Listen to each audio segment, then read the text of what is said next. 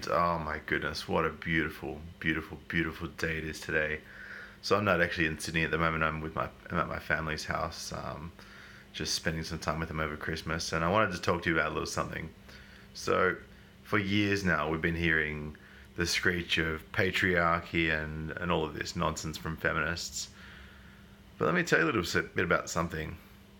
There's a shift coming, and it's started. It's already started. It's going to become more prevalent in 2018.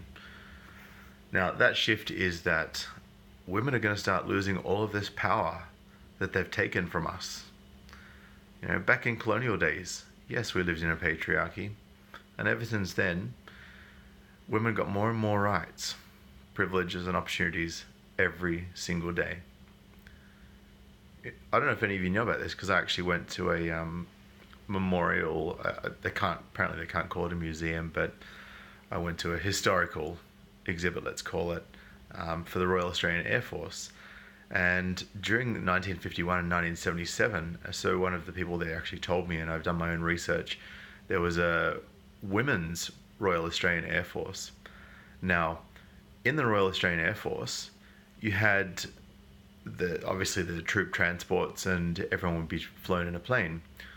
Now, it turns out that while men flew cattle class, on that very same plane, women flew first class. Now, I'm not begrudging women flying first class, far from it. But what I do need to point out is the stark double standard that men have been treated like shit for a very, very long time now. And women have always been treated as a superior class. We've always given women everything they wanted. You know, we had feminism a couple of decades back, and it's obviously continued and steamrolled and become more of a popular culture than an actual movement achieving anything. You know, women got a shit ton of affirmative action, special treatment, reproductive rights. Men got none of that. Our only reproductive right is to use a condom, and even that's not safe from people that want to have a baby because they can just prick the condom or steal the sperm out of it, or give us an expired one that they know will break, or lock their legs around us when we're about to come. Like, women say, oh, you should be more careful. You shouldn't you should pull out, or you should use a condom. But those things aren't safe. We don't have ultimate control over that. Only to a certain degree, maybe like 80%.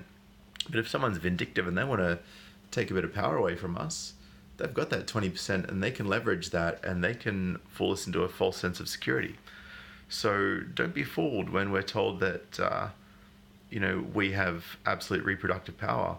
Because once that baby is conceived, whether it's through manipulation or bad luck or a combination of all of the above, men, we get no say in whether that baby is held to full term. Women get a say. We have no say, largely, in many areas of the world, on what happens to that child after it's born. Women get a say.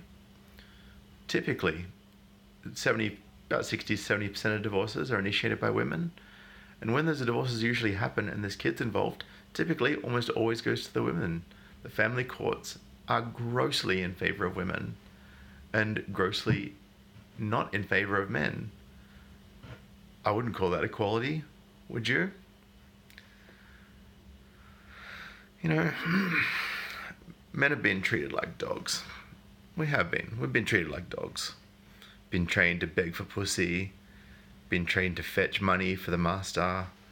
Been trained to behave or else we're not going to get sex. Or, we're going to get in trouble, or we're going to get threatened by someone, or accused of something we haven't done. And we're sick of being treated like dogs. Absolutely sick to death of it. We've always been held accountable for what we do, for our actions, for the consequences of them. We've always been held accountable for women's hurt feelings, but never the other way around. And guess what, people? The tables have turned. Now, there's an old saying, you should never bite the hand that feeds you. Because if you bite the hand that feeds you, probably stop feeding you and walk away from you. And that is exactly what MGTOW is. We have fed women. We've fed them money. We've fed them time. We've fed them resources. We've given them the children that they wanted. We've fed them the house that they wanted. We've fed them the car.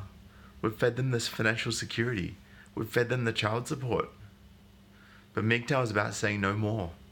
It's about taking back your own sovereignty and taking control of your life.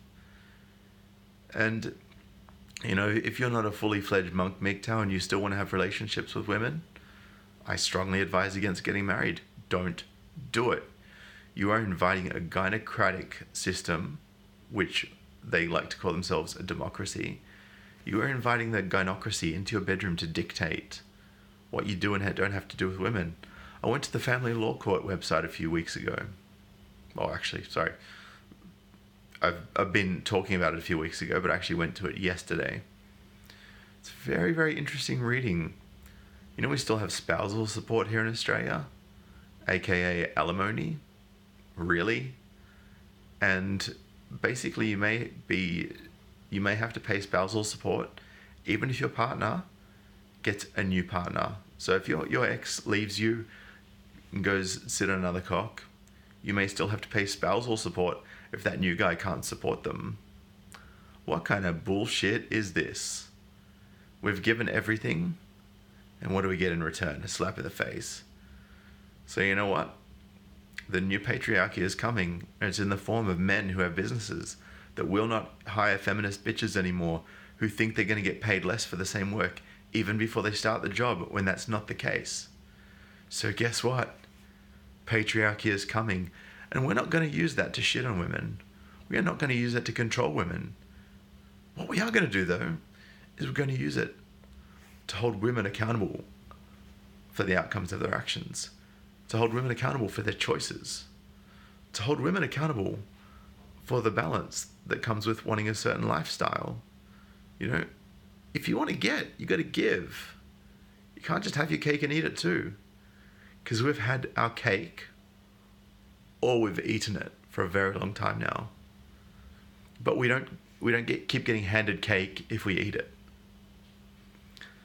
But women are being, like, if women eat their cake, they'll just come and take the cake off the men and give it to the women. So they've had their cake and eat it too for far too long. And I'm sorry, but I'm not going to sit back, and I'm not going to tolerate that, and I'm not going to allow it to continue. And neither are the MGTOWs. And neither are other men either. Men are sick of getting shat on. So times are changing, and I'm kind of looking forward to it, because it means that I'm never going to have my kids taken away from me when everything changes. I'm never going to have all of my life's work and all of my life savings taken from me. I'm not going to have the government step in and say, you have to give your money away. Because if it's all in crypto, what money are they talking about? What crypto? I don't know. Do you? What private key? I don't know what you're talking about. So with cryptocurrency and with the rise of MGTOW, we are taking our power back, and we are restoring fairness to the world, not for China power. Peace.